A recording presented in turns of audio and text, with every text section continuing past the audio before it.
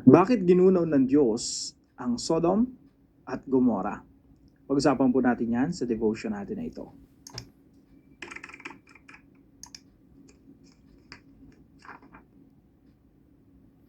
Magandang umaga po sa bawat isa sa inyo. Welcome back to our 365 Daily Devotions Bible Characters Edition. Binabati ko po muna lahat ng mga supporters natin in the past, maging hanggang sa kasalukuyan, at sa lahat ng mga partners po natin. Maraming salamat po sa inyo at kasi po sila po yung tumutulong sa atin para masustain yung ating mga videos na ginagawa everyday. Mapapansin niyo po sa mga devotions po natin, sa 15-minute devotion po natin, wala pong mga ads sa gitna. So, sa tulong po nila yon at nasusustain pa rin tayo kahit wala tayong mga advertisement, no? So, thank you po. Now, yung devotion po natin ngayon ay patungkol po sa Sodom and Gomorrah. Now, dito po sa Genesis chapter 19, verse 24 to 25, ito po ang sinasabi. Then the Lord rained down burning sulfur on Sodom and Gomorrah from the Lord out of the heavens. Thus he overthrew those cities and the entire plain, destroying all those living in the cities and also the vegetation in the land. Pag binasa natin itong maigi, para bang yung Diyos nagbukas ng nagpaputok ng bulkan, no? Nagpasabog ng bulkan at ginunaw yung Sodom at Gomorrah ng mga nagbabagang mga asupre. Now, bakit ba ginunaw ng Diyos yung Sodom and Gomorrah? Now, pag binasa niyo po sa Genesis chapter 19, actually maganda po hanggang simulan natin ng 18. Kasi po sa Genesis chapter 18, makikita niyo po ron si Abraham, si Yahweh, tsaka yung dalawang anghel. Now, ang ginawa ng Diyos, pinauna niya na yung dalawang anghel, to si Abraham tsaka si Yahweh nag-uusap. Sabi ni Abraham, Panginoon, kung mayroon bang 50 na tao dyan sa Sodom and Gomorrah, gugunawin mo ba? Sabi ni Yahweh, hindi ko na gugunawin. Bakit ko kumbaga tratatuhin yung mga mabubuti at masama na pareho lang, no? Sabi ni Abraham, about 40, about 30, about 10. Isa lang yung sagot ng Panginoon, hindi ko gugunawin yung Sodom and Gomorrah kung may 10 taong mabubuti dyan. Now, yung dalawang anghel na napunta na sa Sodom and Gomorrah, ang gagawin talaga nila, ang mission nila ay tupukin yung lugar na yon, pero iligtas si Lot at ang kanyang pamilya. Now, yung dalawang anghel na yon, nung nagpunta sila sa Sodom, at naging basita sila ni Lot. So, itsurang tao sila, mga anghel sila, pero itsurang tao.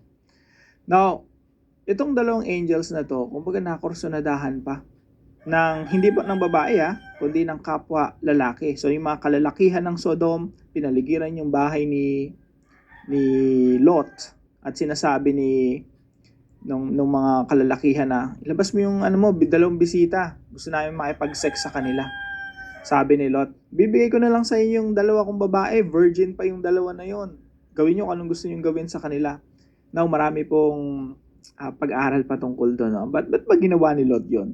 Masyado namang hindi mabuting tatay to si Lot, pati yung dalawang niya anak ibibigay para lang doon sa mga bisita. Now, very cultural po kasi yung nangyari na yon. Pero pwede natin talakayin sa ibang panahon at meron pang mga possible other reasons.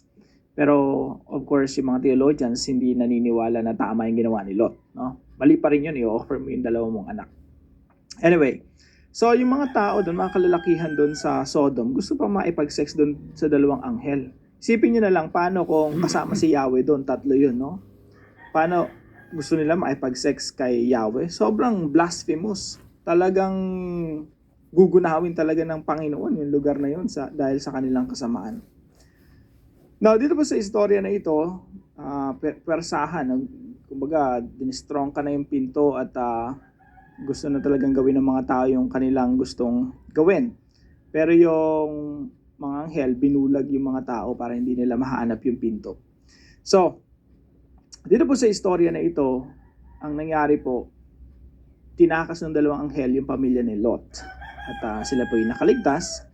At napunta po sila sa mga bulubunduking lugar. So, ito po yung ilan sa mga matututunan natin sa istorya po na ito. Number 1 po, God is committed to destroying evil cultures. Dito pa lang sa istorya ng Sodom and Gomorrah, makikita natin kung ano yung nasa puso ng Diyos. Sa Genesis 1 pa lang, ang gusto talaga ng Diyos, godly culture. Pero dahil nagkasala ang tao, ang ginawa nilang kultura ay masasamang kultura. So dito po sa Sodom and Gomorrah ay puro kasamaan ang ginagawa ng mga tao. At makikita natin yung Diyos, committed siya to destroy, committed to destroying ungodly and evil cultures, masasamang kultura. Kaya po, alam niyo po ito mga kapatid ay ano sa atin, comfort. Bakit? Kasi hindi papayag yung Diyos na magwagi ang kasamaan dito sa mundo. Wawasakin niya talaga yung kasamaan dito sa mundo hanggang sa yung matira, yung mabuti. Kaya nga po yun ang kadahilanan kung bakit babalik ang ating Panginoon Jesucristo, merong final judgment para tuluyang alisin ang kasamaan dito sa mundo at yung mananatili lamang ay ang mabuti. Point number 2, God is committed to saving righteous believers. Kahit ganun kasama yung Sodom and Gomorrah, hindi pa rin ninanais ng Diyos na isakripisyo si Lot at ang kanyang pamilya at gunawin na lang yung Sodom and Gomorrah na kasama yung mga taong matuwid. Matuwid ba si Lot? Yes, according to the Bible, sa 2 Peter chapter 2, sabi dito, and if he rescued Lot, a righteous man. So si Lot, righteous man. Isang taong matuwid, who was distressed by the depraved conduct of the lawless. For that righteous man living among them, day after day, was tormented in his righteous soul by the lawless deeds he saw and heard. If this is so, then the Lord knows how to rescue the godly from trials and to hold the unrighteous for punishment on the day of judgment. Ibig sabihin, yung Diyos talaga, paparusahan, pupuksain ang masama, ililigtas ang mabuti. Yun yung commitment ng Diyos. Kaya mas mabuti pa na huwag tayong sumabay sa agos ng mundo. Kahit kontra mo na yung buong mundo, kalaban mo na yung buong mundo, basta si Lord hindi mo kalaban, kakampi mo si Lord. Okay lang yon, no? Di ba lang kumontra sa iyo yung buong mundo, kesa umayon sa iyong mundo, ang kalaban mo naman si Lord. Pangatlo po, God is committed to forming godly cultures. Ang commitment po ng ating Panginoon ay bumuo ng mga makadiyos na kultura. At yan po ay magsisimula sa iyong pamilya. Yun nga lang po, no, bagamat si Lot ay tinuturing na righteous o matuwid, marami po siyang maling desisyon sa buhay na nag-suffer din yung kanyang pamilya. Alam niyo po, yung maliliit na kompromiso na ginagawa natin sa pamilya natin, no? Mga maliliit na tinotolerate natin, okay lang yan, sinisigaw-sigawan ka ng anak mo. Okay lang yan, ikaw yung naninigaw sa anak mo. Okay lang yan, nagbabangayan kayong mag-asawa sa harapan ng mga anak. Para pag natotolerate natin yan, nagiging ungodly culture yan. Nagiging, ang bagay na paulit-ulit mong ginagawa, nagiging kultura. At kapag tinolerate mo yan, yan yung magiging kultura ng pamilya. Dalawa lang yan. Pwedeng godly or ungodly. Now, ang gusto po ng Diyos ay mag-form ng godly culture. Ito po ang gusto ng Diyos na mangyari sa pamilya mo at sa pamilya ko. Magkaroon ng Christocentric family. Ano po ibig sabihin nun? Yung ibig sabihin po nun, si Jesus yung sentro ng relasyong mag-asawa, ng relasyon ng magulang sa anak, at relasyon ng buong pamilya. Dapat si Kristo ang sentro. Meaning to say, kung ano ang kagustuhan ng Panginoon Jesucristo, yun ang nagaganap, yun ang nangyayari sa ating mga pamilya. So God is committed to forming godly cultures. Kaya nga po nililigtas niya yung mabubuti, pinupuksan niya yung masasama, kasi ang gusto ng Diyos, ma-preserve at magkaroon ng godly, makadiyos na kultura. Yan ang dahilan kung bakit si Abraham pinili ng Diyos para yung kanyang salinlahi ay magsimula ng makadiyos na kultura. Now, paano po natin ito i-apply sa ating mga buhay? Number 1 po, transform your family culture into a godly culture. Mga kapatid, lahat tayo, kumbaga nga, lahat ng mga pamilya, lahat tayo, may member tayo ng pamilya, no? Lahat tayo, meron tayong mga skeleton in the closet, no? Kanya-kanya tayong bangkay na tinatago sa ating mga aparador. Na kanya-kanyang baho nga, yun yung sinasabi ng iba. Lahat tayo may kapangitan. Wala namang perfect na family. Wala namang perfect father. Wala namang perfect mother. Wala namang perfectong mga anak. Pero hindi Porque hindi tayo perfect, hindi na tayo magpapabago sa Diyos. Of course, lahat ng imperfection natin, nilalatag natin yan sa harapan ng Diyos. At sinasabi natin, Lord, kung ano man ang nakikita niyong kapangitan sa akin, please transform this area of my life. Kung mainitin ang ulo ko, naapektuhan pamilya ko, please transform this area of my life. Lord, kung hindi maganda yung relasyon ko sa asawa ko, Lord, please transform this. Make this into a godly culture. Gusto namin Christo-centric family. So transform your family culture into a godly culture. Paalala po, no, ang paulit-ulit nating ginagawa sa pamilya, yan po ang nagiging kultura. Kaya po may mga kultura ng mga tahanan na wasak kasi yun ang paulit-ulit nilang ginagawa, winawasak yung relasyon. Si tatay, si nanay, si anak, no? At hindi natin to tolerate yung mga maliliit. Bilang mga magulang, tayong protector ng ating family. Hindi natin to tolerate yung mga bagay na nakakasira sa ating tahanan.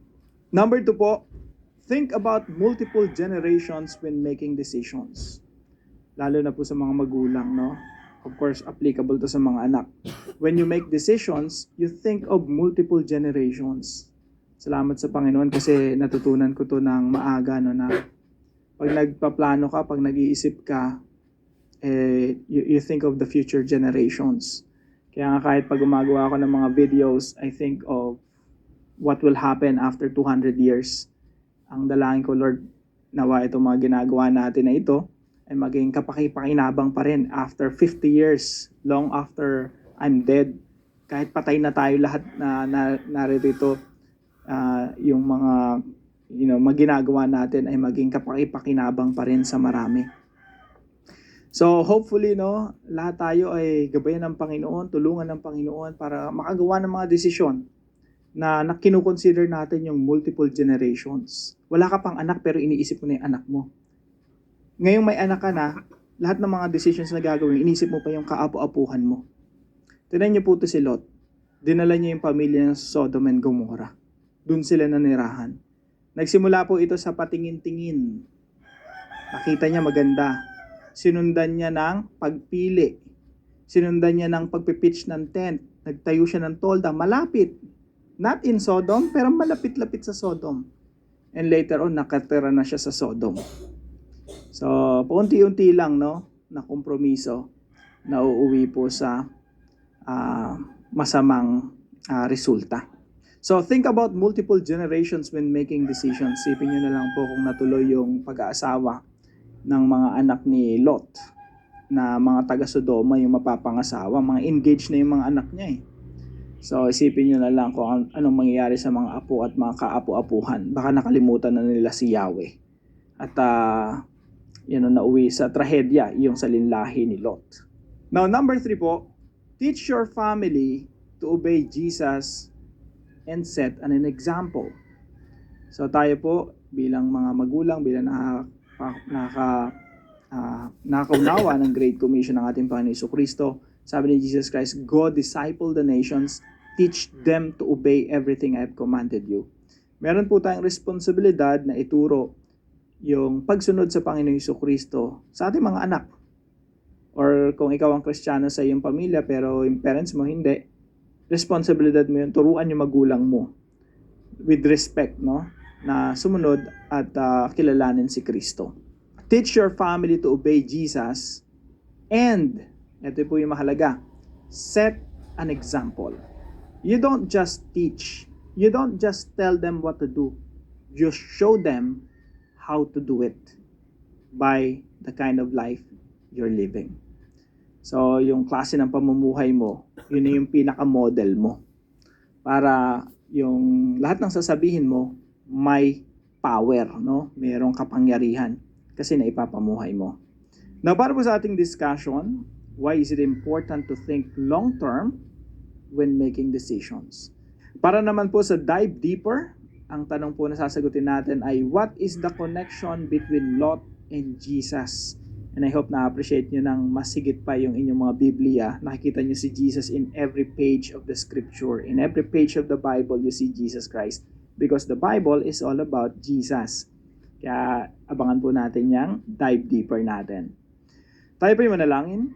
Lord, I see myself in Lot and even in his wife. Sometimes I know what you want, yet my heart still looks back at things you are calling me to leave behind.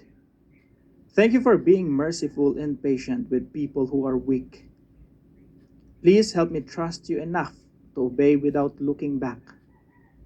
Change my heart so I love you more than comfort, more than safety, more than this world. I want to follow you fully,